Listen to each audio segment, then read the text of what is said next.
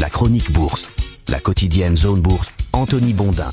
Bonjour à toutes et à tous et bienvenue dans ce point de marché Zone Bourse. Nous sommes le lundi 23 juin 2025 et il s'appelle Washington cogne d'abord et discute ensuite. En frappant l'Iran après avoir fait mine de temporiser, les États-Unis ont donc mis à exécution la doctrine la paix par la force. Téhéran n'a pas les capacités militaires de répliquer, si bien que les regards sont en train de se tourner à nouveau vers le marché pétrolier qui pourrait connaître des remous si le désordre s'installe dans le détroit d'Ormuz. Les investisseurs, eux, ils n'ont pas l'air trop déstabilisés parce qu'ils s'y attendaient un petit peu. Depuis ce week-end, tout le monde est devenu un spécialiste de l'interprétation des images satellites option bombardement en profondeur. Les chaînes de télé, les influenceurs, les journaux et même Émile, mon volubile voisin, tout le monde s'intéresse à ce sujet. Je ne pense pas que le passé d'Émile en tant que menuisier à la retraite depuis 30 ans l'aide à interpréter une photo prise depuis l'espace, mais son expertise en matière de destruction de taupinières n'a probablement pas laissé le Pentagone indifférent, ni les taupes d'ailleurs. Ah oui, parce que le gros événement du week-end, c'est monsieur Je me donne 15 jours qui a décidé de se donner plutôt 48 heures avant de bombarder l'Iran. Dans le cadre d'une opération parfaitement planifiée, les États-Unis ont massivement frappé les 3 sites clés du programme nucléaire iranien en combinant attaques aériennes et missiles de croisière. Les dégâts ont l'air considérables, mais le sort des installations situées à grande profondeur est encore incertain. Les Américains ont utilisé les énormes bombes anti-bunker conçues pour pénétrer les épaisseurs de protection inouïes qui ont largement fait la une des médias récemment.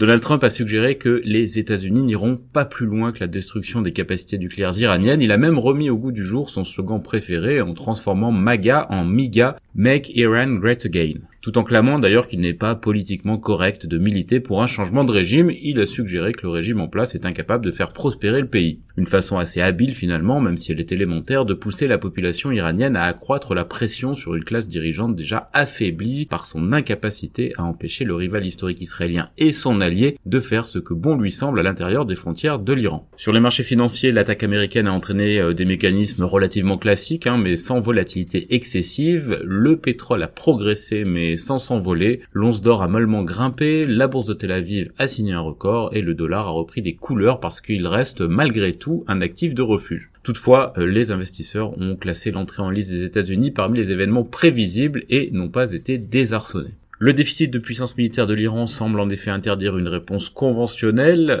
Téhéran est d'autant plus isolé que les États-Unis ont créé un réseau d'alliances plutôt solide ces dernières années au sein des pays arabes et que la Russie n'a pas l'air décidée à soutenir son allié. Moscou a quand même fermement condamné l'attaque américaine pour la forme, mais n'a visiblement pas l'intention ni vraiment les moyens d'apporter un soutien franc et massif à l'Iran. La réplique la plus évidente de Téhéran passe ainsi par l'or noir et le détroit d'Ormuz, le lieu de transit d'une partie du pétrole et du gaz utilisés dans le monde. Jusqu'à présent, l'accès au golfe Persique n'a pas été réellement entravé, mais on a quand même eu 2 supertankers qui ont préféré faire demi-tour ce week-end en attendant d'avoir une meilleure vision de la situation. Le dossier iranien domine donc largement l'actualité mondiale en ce début de semaine, mais il ne faut pas oublier que l'expiration de l'ultimatum lancé par Donald Trump à des dizaines de pays concernant les droits de douane se rapproche. Dans ce domaine comme dans le nucléaire iranien d'ailleurs, le président américain a discuté, cogné, puis discuté encore. Va-t-il cogner à nouveau ? Eh bien, on aura probablement la réponse dans les jours qui viennent. Sur l'agenda hebdo, on retrouve les indicateurs d'activité PMI du mois de juin pour les principales économies dès aujourd'hui et on aura en point d'orgue l'inflation PCE américaine, ça c'est prévu vendredi. Entre les deux, le patron de la Fed, Jérôme Powell, le meilleur ennemi de Donald Trump, passera sur le grill du Congrès mardi et mercredi pour son audition de mi-année. Le calendrier des sociétés, lui, il compte quelques entreprises dont les dates d'exercice sont peu conventionnelles comme Prosus, FedEx, Micron ou encore Nike. En Asie-Pacifique, les marchés baissent pour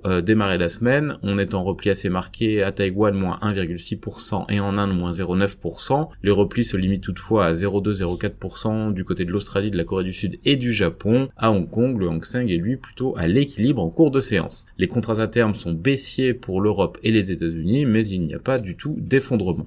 On switch sur l'actu des sociétés en commençant par la France. Kering va sortir de l'Eurostock 50 aujourd'hui au profit de Rheinmetall, ça avait déjà été annoncé il y a une quinzaine de jours. Antonio Filosa prend officiellement le volant de Stellantis à partir de ce matin. Le Sarclisa de Sanofi est recommandé dans l'UE pour le traitement du myélome multiple. Meta et Essilor Luxottica lancent les lunettes connectées Oakley. Téléperformance annonce la mise en œuvre de son programme de rachat d'actions. Dassault Aviation a obtenu le soutien du gouvernement français pour son démonstrateur d'avion spatial Vortex. Ayvens intègre le Stoxx Europe 600 à partir d'aujourd'hui. Eurazeo prend une part majoritaire dans SNP Energy. Les actions de Passat vont être transférées sur Euronext Growth. Le ton monte entre Ose Immuno et un collectif de ses actionnaires. Enfin, mauvaise nouvelle, mais sans surprise vraiment pour Carmat qui est au bord de la faillite et qui fait un appel aux dons. Ailleurs en Europe, Hapag-Lloyd et AP Moller-Maersk continuent à naviguer dans le détroit d'Ormuz, mais la situation peut changer à tout moment, ont prévenu les dirigeants des deux transporteurs maritimes. Holcim a finalisé la scission de sa filiale nord-américaine Amrise. Eni vend 20% de plénitude à Ares pour environ 2 milliards d'euros. Novartis a annoncé l'expiration du délai antitrust US, ça va lui permettre de poursuivre son acquisition de la biotech Regulus Therapeutics. Sam Laidlaw, l'ancien patron de Centrica, fait partie des candidats pressentis pour devenir le prochain président de BP, selon Sky News.